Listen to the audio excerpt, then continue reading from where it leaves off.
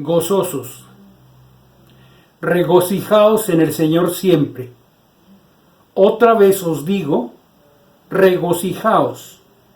Vuestra gentileza sea conocida de todos los hombres. El Señor está cerca.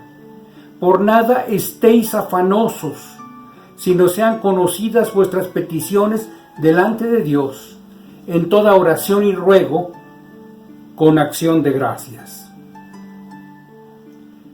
Antesala de la eternidad. Ante las diversas pruebas que enfrenta el cristiano, parece que en muchas ocasiones estamos tristes o a la defensiva, que falta alegría en nosotros. En los primeros años de la iglesia cristiana, muchos líderes tienen una influencia marcada de corrientes griegas, como el ascetismo. Piensan que solo por el sufrimiento o la tristeza se logra la felicidad. Dice INEGI que durante la pandemia mueren más de 500,000 de personas en México. Por ello, puede ser que alguno haya perdido seres queridos, amigos o conocidos. Otros que estén pasando por diferentes pruebas o dificultades y nos cuesta trabajo decir, como el salmista, Jehová es mi pastor, nada me faltará. Porque mientras el Señor está llenando nuestras vidas de bendiciones y corrigiendo muchos aspectos en nuestra existencia, nosotros vivimos quejándonos. Pero en la palabra del Señor hay una orden de Dios para ti y para mí. Regocijaos, es decir, alégrense.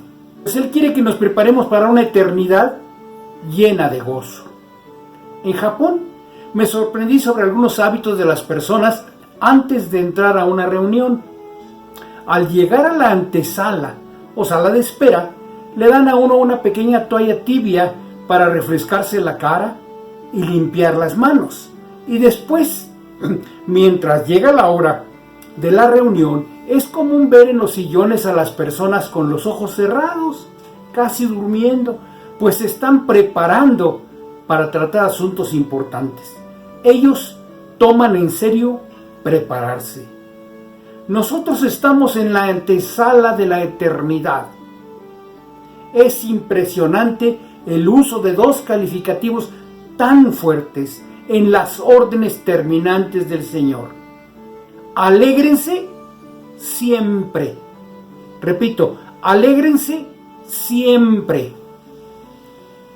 Y por nada estéis angustiados. Dios no quiere mitades. Él ordena alegres siempre y de angustia nada. Sin embargo, por enfermedades, problemas familiares, económicos u otras causas, frecuentemente me sorprendo quejándome con Él y lejos de gozarme como Él ordena. Dios, en su infinita sabiduría, permite un tiempo para cada cosa. Tiempo de llorar y tiempo de reír. Tiempo de endechar y tiempo de bailar. Esta última expresión significa que hay un tiempo para el duelo y otro para la alegría. El dolor tiene un objetivo, pero el sufrimiento no puede ser permanente en el cristiano. Dios quiere que una vez que hemos puesto delante de Él toda nuestra angustia, gocemos de todo lo que Él ya nos da. Pues cualquier persona salvada por Cristo tiene una razón muy grande para estar gozosa y luchar. Dios nos quiere felices, pues esa alegría da testimonio de su poder en nuestra vida. Ese gozo lo produce el Espíritu Santo. El fruto del Espíritu es gozo, y lo usa para prepararnos para el gozo eterno que nos espera en la presencia de Dios. Si usted voltea a su alrededor, verá algunas personas hermosas, otras inteligentes, otras atléticas, otras exitosas, otras amables. Pero Dios, en su infinita sabiduría, quiere que el sello del cristiano sea el gozo. Y cuando lo obedecemos, ese gozo produce reacciones positivas. Dentro de nosotros se producen endorfinas, la hormona de la felicidad, y nos llenamos de fuerza y de resistencia. Por eso el profeta dijo: pero los que esperan a Jehová tendrán nuevas fuerzas, levantarán alas como las águilas, correrán y no se cansarán, caminarán y no se fatigarán. Nos sentimos tranquilos y entusiasmados, y eso se refleja en nuestra salud, familia, finanzas o trabajo. Cuando estamos gozosos, tratamos a la gente con amabilidad, y entonces ellos nos tratan de igual forma. Y aunque nos cueste trabajo alegrarnos, el mandato del Señor es mantenernos felices por lo que Él ha hecho y sigue haciendo por nosotros y en nosotros. Cuando escuchamos la orden de Dios, quizá pensemos: pero ¿cómo puedo yo alegrarme si yo soy el único que sé cuánto sufro? Y como Dios usa para transmitir su orden a los filipenses, bien, pues era un gigante del Evangelio. Y más aún, cuando en esa carta el apóstol repite 16 veces la palabra gozo o un derivado. Pero veamos su situación. El dilema de Pablo. Pablo es ya un anciano que está preso por la predicación del Evangelio. Por cuanto os tengo en el corazón y en mis prisiones, y en la defensa y confirmación del Evangelio. Él no sabe si morirá o no. En nada seré avergonzado, antes bien con toda confianza, como siempre, ahora también será magnificado Cristo en mi cuerpo, o por vida o por muerte. Aunque todavía confía en recobrar su libertad y ser útil, porque sé que por vuestra oración y la suministración del Espíritu de Jesucristo, esto resultará en mi liberación para provecho del Evangelio. Y confiado en esto, sé que quedaré y que aún permaneceré con todos vosotros para vuestro provecho y gozo de la fe. Sin embargo, sabe que lo pueden matar y se prepara, porque para mí el vivir es Cristo y el morir es ganancia. Y en esta, que puede ser su última carta, el apóstol dice cómo vive. He aprendido a contentarme cualquiera que sea mi situación. Sé vivir humildemente y sé tener abundancia. En todo y por todo estoy enseñado, así como para estar saciado, como para tener hambre, así para tener abundancia, como para padecer necesidad. Algunos creen que Pablo está en Roma, pero más bien parece ser Éfeso, ya que desde ahí era fácil comunicarse con los filipenses.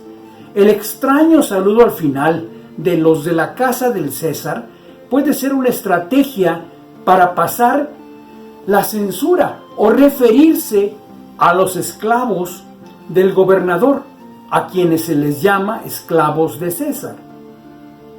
En el Imperio Romano, un prisionero puede estar en la cárcel, en custodia militar o en custodia libre. Una cárcel romana es un espacio reducido, con poco aire, oscuro y sucio, en donde las enfermedades abundan. Los presos son golpeados, azotados, insultados y amenazados. Según su peligrosidad, pueden estar encadenados o en cepos, y no hay celdas individuales.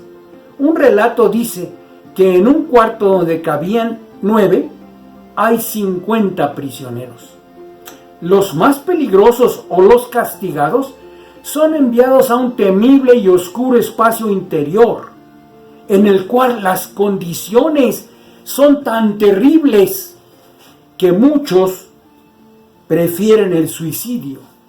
La custodia militar consiste en encadenar al prisionero a un soldado o al piso o a la pared mientras lo cuidan. Las cadenas, que son muy dolorosas debido al peso del metal, las llevan en los brazos y manos o en las piernas y pies. Pablo parece estar en custodia militar, encadenado, lo cual, además del dolor, significa humillación. Por eso él agradece que Onesíforo no se avergüence de sus cadenas, mientras que recuerda que ante esa humillación me abandonaron todos los que están en Asia, de los cuales son Figelo y Hermógenes. A Pablo lo acusan de subversión, o sea, traición al emperador, que en sus orígenes es un cargo contra las revueltas militares o contra quienes colaboran con el enemigo. Sin embargo, más tarde es una excusa ante el menor gesto contra el emperador.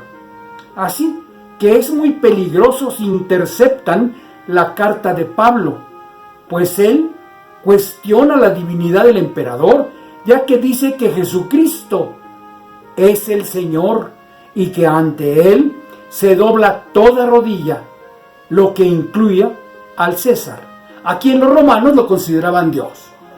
Su texto también puede comprometer a los cristianos de Filipos y a las personas que lo visitaban, lo ayudaban o llevan la correspondencia, pues los convierte en cómplices.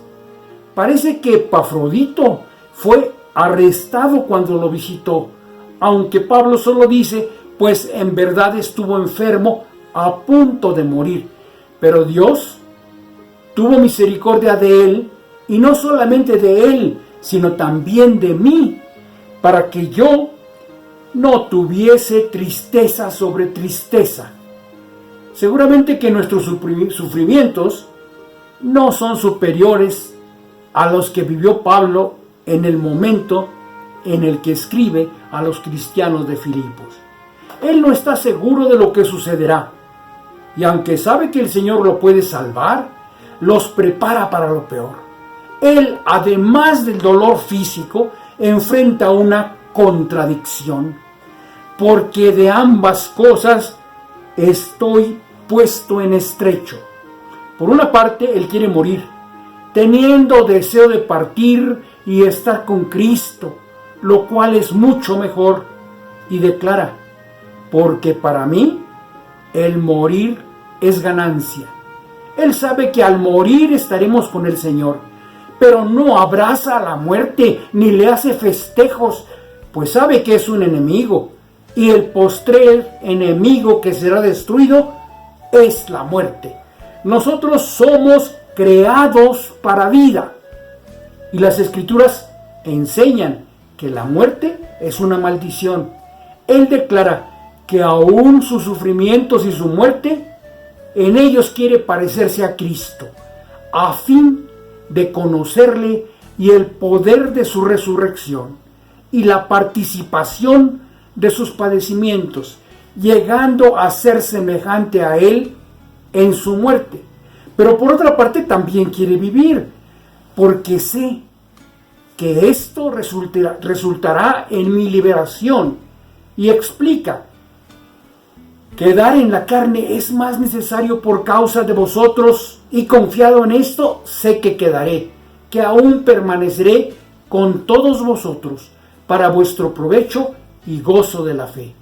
Así que concluye: ahora también será magnificado Cristo en mi cuerpo, o por vida o por muerte. Su preocupación es honrar a Cristo, ya sea vivo para predicar el Evangelio, o morir con dignidad. Pero ante todo ese sufrimiento, ¿cómo puede Pablo sentirse gozoso y transmitirnos esa orden? Él, con su vida, nos enseña que no importa cuánto me preocupe, ni cuánto llores tú, o cuánto se enoje Él. El Señor Jesús, en el Sermón del Monte, ya dijo: ¿y quién de vosotros podrá, por mucho que se afane, añadir a su estatura un codo?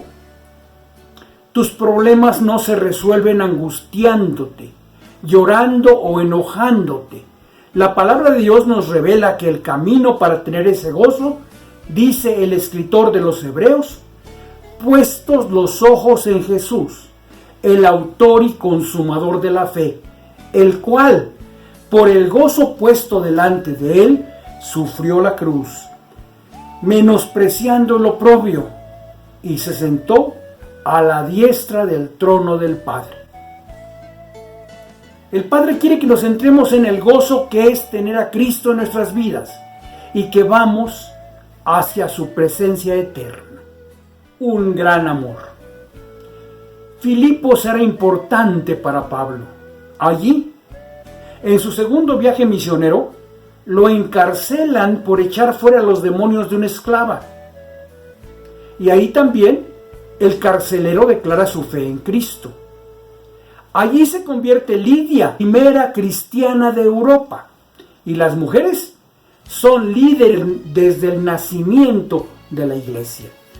Lucas relata: un día de reposo salimos fuera de la puerta junto al río, donde solía hacerse la oración, y sentándonos hablábamos a las mujeres que se habían reunido. Entonces una mujer llamada Lidia, vendedora de púrpura de la ciudad de Tiatira, que adoraba a Dios, estaba oyendo, y el Señor abrió el corazón de ella para que estuviese atenta a lo que Pablo decía. Y los creyentes se congregan en su casa.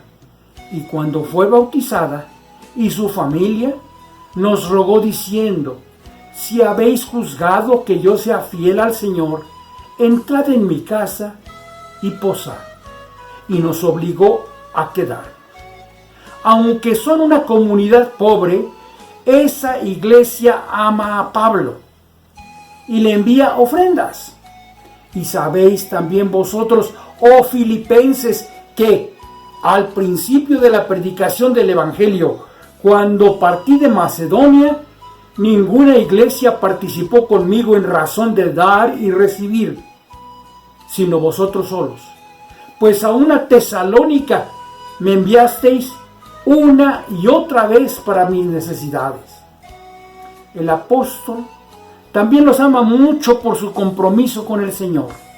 Cuando les escribe, usa adjetivos muy amorosos hacia ellos: amados, añorados, mi corona, mi alegría, etc. Lo que refleja una amistad fuerte y sólida, nacida de una lucha juntos. Ellos son sus amigos íntimos. Disfruta su amistad y los extraña. Siempre, en todas mis oraciones, rogando con gozo por todos vosotros, por vuestra comunión en el Evangelio, desde el primer día hasta ahora, os tengo en el corazón, os amo a todos vosotros con el entrañable amor de Jesucristo. Ahora ellos están preocupados por Pablo, por su edad, por su debilidad y las condiciones de su prisión. Además, saben que hay judíos que intentan asesinarlo y que los romanos lo pueden condenar a una ejecución pública. Por ello, y con profunda preocupación, los filipenses oran por él. Ellos pueden estar muy tristes por la situación de su amado Pablo y él por los problemas que ellos viven. Pero para ambos casos, como el coro de un himno, resuenan las palabras del Señor: regocijaos en el Señor siempre. Otra vez os digo, regocijaos. Su carta. Cuando Pablo les escribe, sabe que ellos enfrentan persecución, oposición, problemas internos y que todo ello los tiene angustiados. Como estas pueden ser sus últimas palabras, les repite cuánto los ama, cuán agradecido está por su amistad y por su ministerio. Y los anima, fortalece y aconseja que se mantengan firmes y fieles al Evangelio. Sobre la persecución por la que están pasando les dice, porque por ahí andan muchos, de los cuales os dije muchas veces, y aún ahora lo digo llorando, que son enemigos de la cruz de Cristo, el fin de los cuales será perdición, cuyo Dios es el vientre y cuya gloria es su vergüenza, que solo piensan en lo terrenal. Los filipenses son perseguidos porque se rehúsan rendir culto al César. Reconocen a Jesucristo como Rey y además su vida choca con los placeres y vicios de la cultura romana.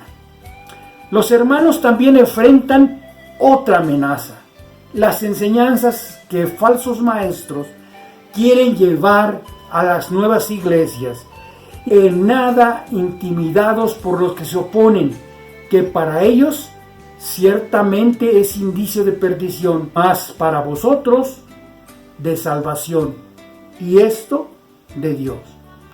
Pablo combate esas enseñanzas que combinan el Evangelio con el ascetismo de la filosofía griega. Y además están los judaizantes, quienes llevan deformaciones de la ley judía y exigen la circuncisión y el ayuno como indispensables para la salvación. La iglesia también vive problemas internos, pues dos de sus líderes están en desacuerdo. Ruego a Evodia y a Síntique que sean de un mismo sentir en el Señor. Dos mujeres, líderes cristianas, que han luchado con el apóstol en la extensión del Evangelio, ahora no están de acuerdo. No parece ser una diferencia doctrinal, sino de práctica, en la cual cada una cree tener la razón. Por eso Pablo les llama al amor de Cristo y a la humildad, como remedio para esos conflictos.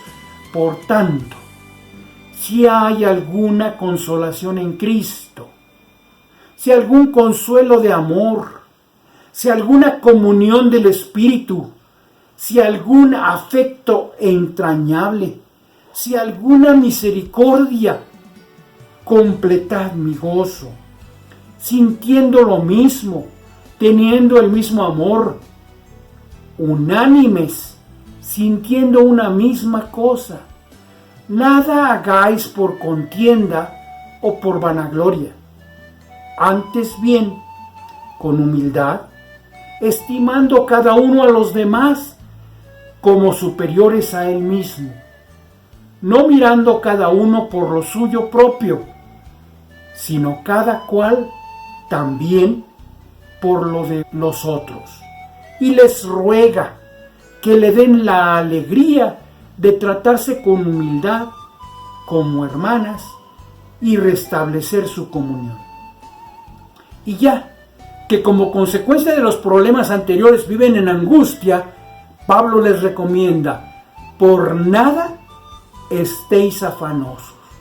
El término griego equivale no se preocupen, que nada les preocupe. Y les insiste en que se aferren a Dios en esta dura situación, pues el Dios de paz estará con vosotros. Y en medio de todas estas condiciones tan difíciles que Él vive y las que ellos viven, brota de su mensaje un himno que a la vez puede tomarse como una traición a César, pues presenta a Jesucristo como el Rey y Señor, el cual, siendo en forma de Dios, no estimó el ser igual a Dios como cosa a que aferrarse, sino que se despojó a sí mismo, tomando forma de siervo, hecho semejante a los hombres, y estando en la condición de hombre, se humilló a sí mismo, haciéndose obediente hasta la muerte, y muerte de cruz, por lo cual Dios también le exaltó hasta lo sumo, y le dio un nombre que es sobre todo nombre, para que en el nombre de Jesús se doble toda rodilla de los que están en el cielo y en la tierra y debajo de la tierra, y toda lengua confiese que Jesucristo es el Señor, para gloria de Dios Padre. Toda rodilla. Él es el único que merece la adoración de toda criatura. Los ojos de Pablo, de los filipenses y de nosotros deben estar puestos en Él. No importa qué situaciones estemos pasando, pues es el poder de su resurrección el que le da fuerza a Pablo para resistir estas cadenas e incluso ahí intentar ser como Cristo.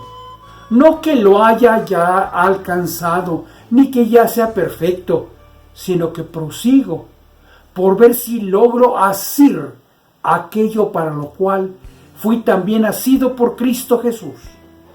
Pues esa forma de vivir vale la pena. Hermanos, yo mismo no pretendo haberlo ya alcanzado, pero una cosa hago, olvidándome ciertamente lo que queda atrás y extendiéndome a lo que está delante, prosigo al blanco. Pablo, aún temiendo ser muerto, se regocija en el amor de Dios, en su salvación y en el amor de los hermanos.